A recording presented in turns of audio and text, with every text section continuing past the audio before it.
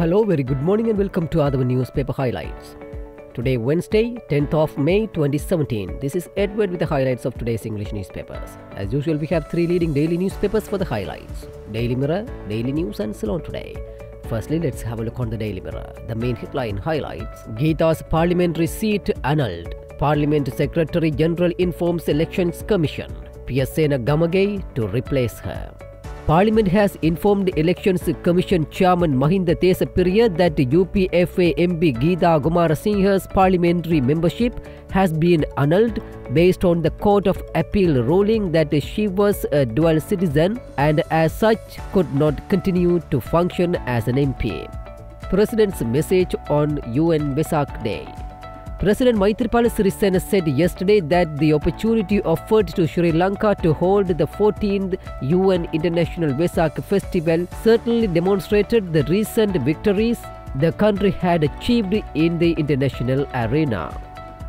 An additional cabinet spokesman on the cards.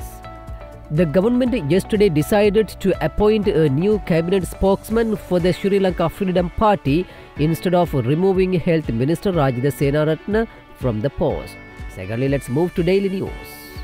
Geeta seeks Supreme Court remedies over parliamentary seat. Petition to be taken up for support on May 12.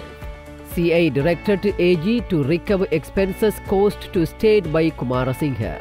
Gold District MP Geeta Kumarasinghe yesterday filed an appeal in the Supreme Court challenging the Court of Appeal judgment declaring that Geeta Kumarasinghe is disqualified to be a member of parliament and thus not entitled to hold this office. Retired judge heads committee probing EPF investments. The central bank has appointed a special high-level independent committee headed by a retired judge to probe investments of EPF monies and ascertain the truth behind allegations that the bank had incurred immense losses by these investments. Wiki blocked by protesting unemployed graduates. Northern Province Chief Minister C.B. Vigneswaran was prevented from attending the Northern Provincial Council session by a group of protesting unemployed graduates yesterday. Vigneswaran, along with several other councillors, had to return without attending the session as the unemployed graduates had blocked both entrance gates to the NPC. The graduates have been protesting in front of the NPC for the last 2 months demanding jobs. Vigneswaran's plea that he be allowed to enter had been refused by the angry graduates, sources from Jaffna said. Finally, let's move to Ceylon Today. The main headline of the Ceylon Today highlights: CB Governor orders probe, bond fraud report leaked. An internal investigation will be carried out into how a secret report in connection with the alleged treasury bond fraud was leaked.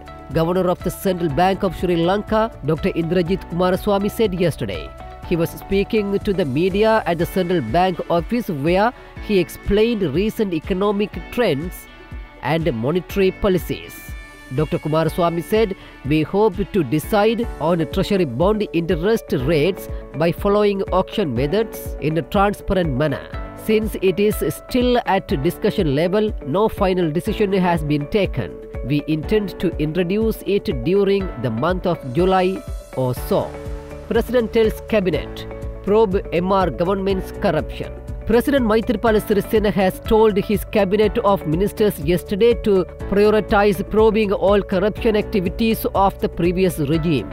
The president has told his ministers to prioritize and finish probing all the fraudulent activities of the previous government, following ministers telling him that there was a lacuna in the completion of the investigations, authoritative political sources told Ceylon Today last night.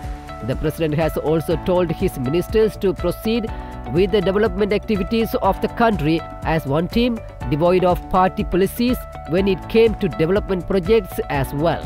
OMP awaits President's approval. CBK.